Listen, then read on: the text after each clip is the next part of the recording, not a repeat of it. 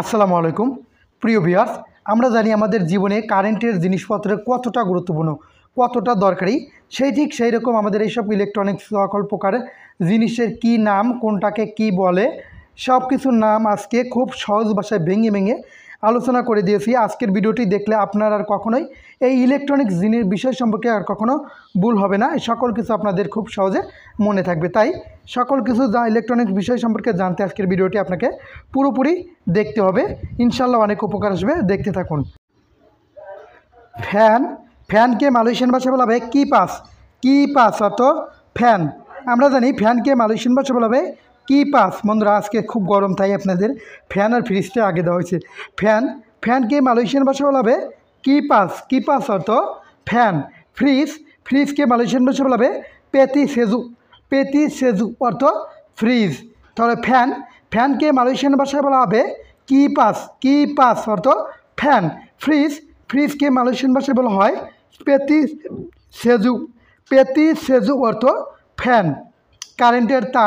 কারেন্টের তারকে মালয়েশিয়ান ভাষায় বলা ওয়্যার ইলেকট্রিক অর্থ কারেন্টের তার। আমরা জানি ওয়্যার অর্থ তার, ইলেকট্রিক অর্থ কারেন্ট। আসলে ইংরেজি শব্দ আমি বললাম না, অনেক ইংরেজি শব্দ কিন্তু বাংলা শব্দ মালয়েশিয়ান শব্দের সাথে মিল আছে। তাহলে কারেন্টের তারকে মালয়েশিয়ান ভাষায় বলা হবে ওয়্যার ইলেকট্রিক অর্থ কারেন্টের তার। সুইচকে মালয়েশিয়ান ভাষায় বলা হবে সুইচকে মালয়েশিয়ান ভাষায় বলা হয় সুইচ।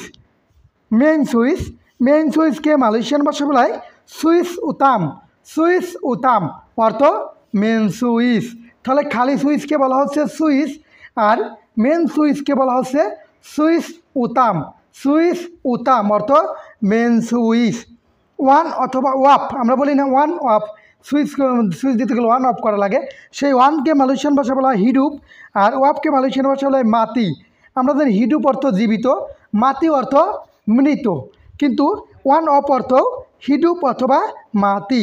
আমরা জানি হিডুপকে যখন আমরা সুইচ দিই তখন এটা হিডুপ মানে জীবিত হয়ে যায় সুইচ দিলে, আবার অফ করলে সেটা মারা যায়, সে মৃত্যু হয়ে যায়, সেটাকে বলা হবে মাতি।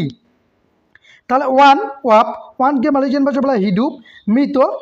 ওয়াফকে মালয়েশিয়ান ভাষা বলা হবে মাতি অর্থ ওয়াফ, আর জীবিত মানে ওয়ান অর্থে হিডুপ।